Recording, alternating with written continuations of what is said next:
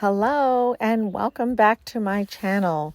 You can tell where I am. I am at a lovely cottage and I am preparing to do a little painting of a little outcropping of rocks. Here I am. I'm in the cottage with my impromptu studio, and I've brought some things to do, some projects I have to work on. I have to work on a few cows for the pop art show, for a square foot show in August. If you haven't followed that, squarefootshow.com. And then I took some wonderful photos while I was in the canoe. I found a little outcropping and I just was enthralled with the light at the moment. So here I am. It took me a little bit to kind of get set up. You can see I've taped my my camera stand to the table and I'm filling my palette and I'm getting ready to paint a little island. So what my plan is to put the island reference up in the left-hand side of the screen for you to see. And then I'm going to, in this little sped up video, otherwise it would have taken me way too long for you to come and watch this. I'm filling my palette here, and in this sped up video, I will show you my process and how I get to a finished little 12 by 12 painting. Now at the end, I will not be finished, but I will be almost finished, and it won't take too much to be done. So you can see the shadow of my camera, just ignore that. But what I'm doing here is building the drawing. Usually I use chalk for this, but I forgot it. So you have to do with what you do. Like, I brought as much as I could remember to bring and had room to bring. And here I am just building this little building this little drawing from the photo reference. So you can see on the right now, I've put it in. That is the little outcropping island that I found. What enthralled me about this, so the bright yellow is my kayak. So ignore the kayak, I am not putting that in. But what I am enthralled with were the shadows. Look at the shapes, the two dark shapes down in the water, and the highlights and the way the water is flowing. So I'm absolutely thrilled. So what I did, if you watched me paint with a burgundy paint, I sketched in my drawing, and I let it dry a little bit, but then I've kind of got right to it, and I'm working the negative. I'm working the positive, darker shapes of the shadows in the water. So those are the things in this painting that I'm doing first. It's interesting because sometimes I usually do the trees. So I usually start with the trees and the island, and then I work the water. But somehow those shapes of the water and the color and the reflection in the water just captivated me, and I had to paint them. So you'll see that I'm picking up lots of different colors, and I'm going from dark to light, and I'm building all the shapes. What do you think so far? If you have any questions, let me know down below, and I'm just going to keep talking, kind of keep rambling, and maybe I'll have a few quiet moments while you watch this. But here I am. I'm going for the trees. So now I'm building the trees. And usually what I do is I kind of squint my eyes and I look at the darkest shapes and I build those. And I pick up quite a few colors on my brush. I mix on the palette. So I pick up a light. So where I'm working now, I would have picked up a lighter green, a white, maybe a cream. And I build the shapes as I go. I call this positive painting. So I'm painting the positive shapes. I'm not painting the background first. I'm not doing that beautiful sky. I'm working the positive shapes. And the shadows are what I would call a positive shape as well. So I'll just be quiet for a little bit here, and I'll let you watch me do the island, do the rocks, and paint. I hope you enjoy.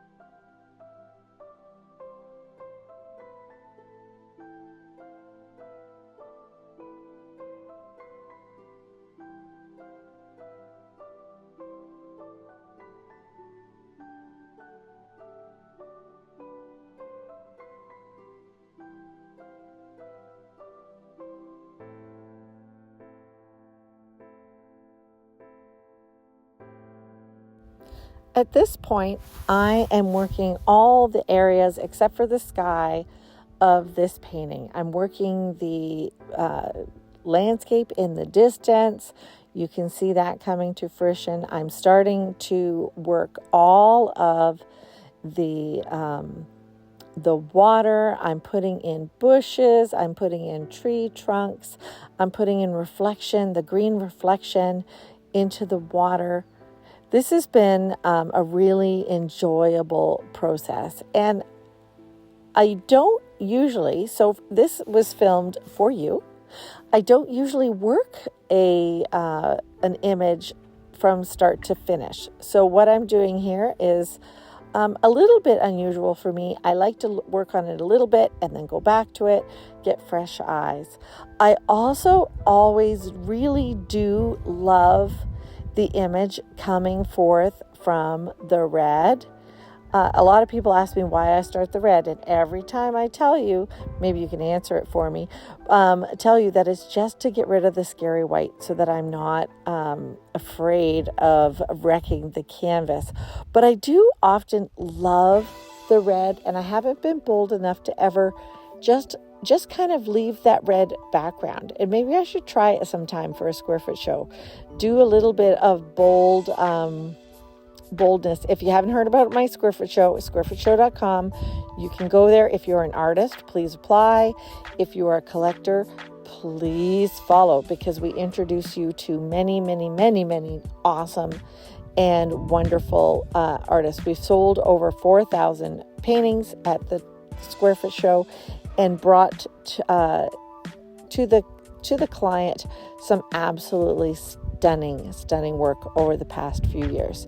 So here I'm starting to build out the sky, and I usually start by going in from the trees. I really like the sky to live kind of like it's flowing around the trees, not behind the trees. So you'll see here that I'm starting with a bit of a darker blue. I might even add some green here and there. I'm trying to get ahead of myself while I'm talking to you to remember what I did. And I'll just quiet down here now and let you watch the rest.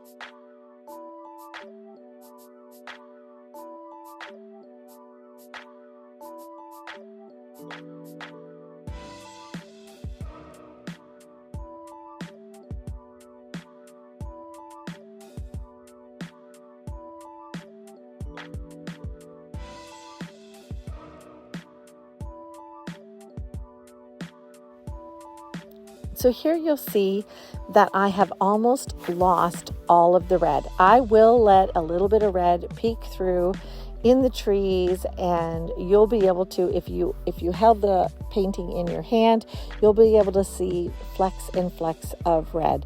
As I do this voiceover, I'm actually sitting on the dock in Northern Ontario looking at the outcropping of rocks and that little vista.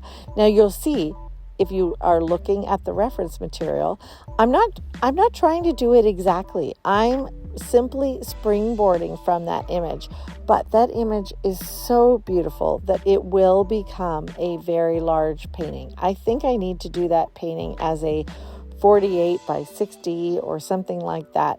It's going to be a really beautiful image, and this little painting might even set some of the tones that I'll use in the future painting.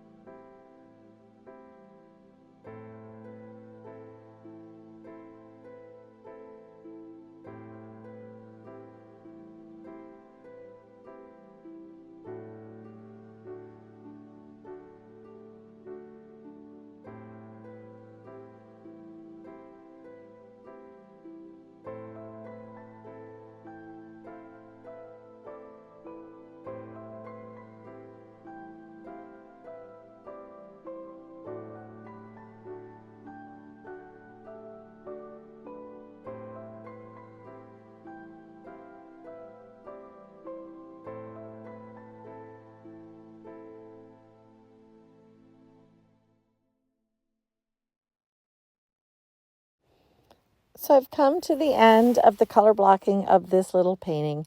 It'll be a little bit of details that come later. I hope you really enjoyed watching this. I hope that you learned a couple of things. If you have any questions, please let me know below.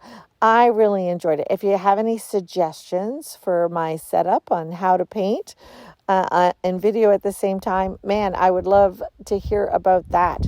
And like and subscribe. There is that button. I hope you have a great rest of your week. Thanks for following along.